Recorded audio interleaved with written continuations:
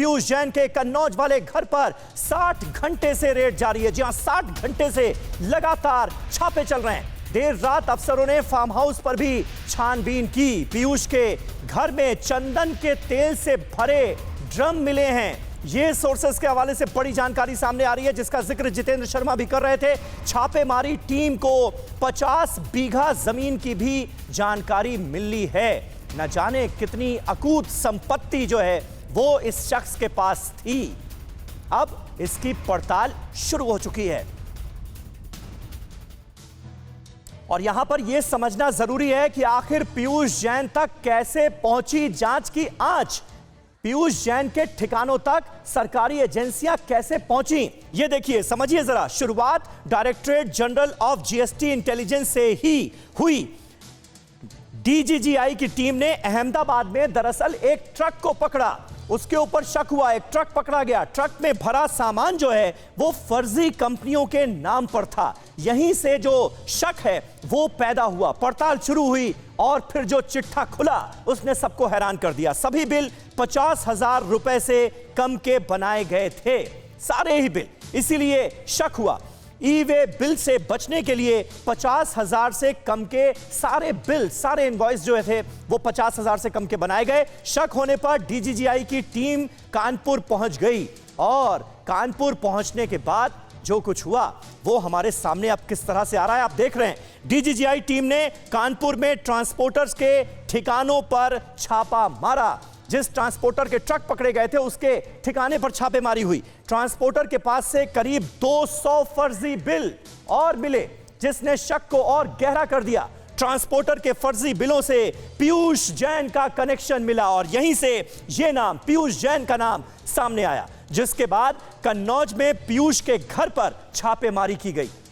ये पूरा लिंक आप देखिए तो समझ में आएगा आपको कि कैसे पीयूष जैन के ठिकानों तक सरकारी एजेंसियां पहुंची। हमारे साथ मनीष शुक्ला मौजूद हैं, प्रवक्ता हैं भारतीय जनता पार्टी के।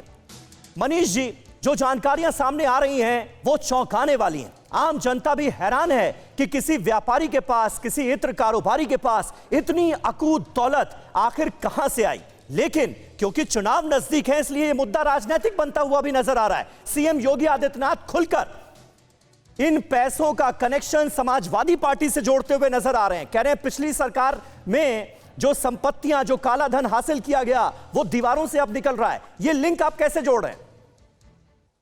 देखिए समीर जी, एजेंसीज ने अपना काम किया है और काले धन के कुबेर पर बड़े छापेमारी के बाद हाँ, सबके सामने आज आ गया है और निश्चित रूप से इसमें कनेक्शन जोड़ने की कोई तो बात ही नहीं है।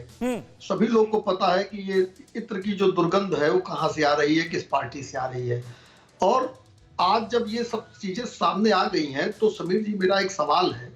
अभी कुछ दिन पहले जब आईटी की रेड पड़ी थी कुछ लोगों के घर पर, तो समाजवादी पार्टी के लोग चुनावों का बहाना लेकर रेड आगे न पड़े इसके लिए तमाम तर्क वितर्क दे रहे थे। और उसी समय अखिलेश यादव ने कहा था कि अभी और एजेंसीज आ सकती हैं। मैंने उस दिन चैनल पर कहा था, शब्दशः मत लीजिएगा मेरी बात को समीर जी, लेकिन चोर को पता होता है कि पुलिस आ सकती है कभी भी।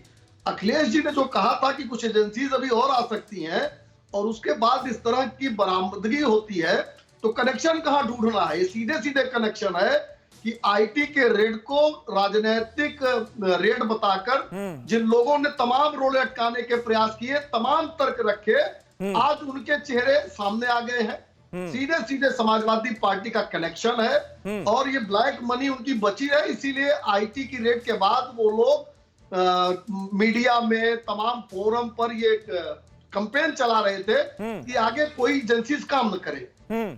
नहीं, लेकिन मनीष जी, आप लोग समाजवादी पार्टी से कनेक्शन जोड़ रहे हैं, समाजवादी पार्टी के तमाम नेता बीजेपी से कनेक्शन जोड़ रहे हैं, और सबसे बड़ा सवाल तो यह भी पैदा होता है कि ठीक चुनावों से पहले ही ये अकूत दौलत जो है वो क्यों पकड़ी गई, पहले कार्रवाई क्यों नहीं हुई? एक शख्स कैसे पिछले कई सालों से इतनी अकूत दौलत इकट्ठा करता रहा और उसके खिलाफ कोई एक्शन नहीं हुआ? ये भी तो सवाल है।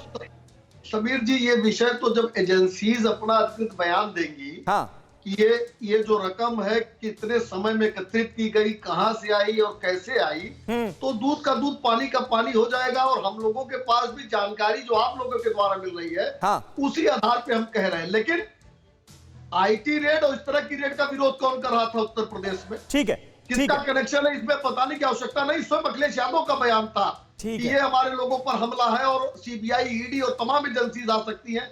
ये तो फिक्र आपकी, सोमवार से शुक्रवार रात 9 बजे सिर्फ TV9 भारतवर्ष पर।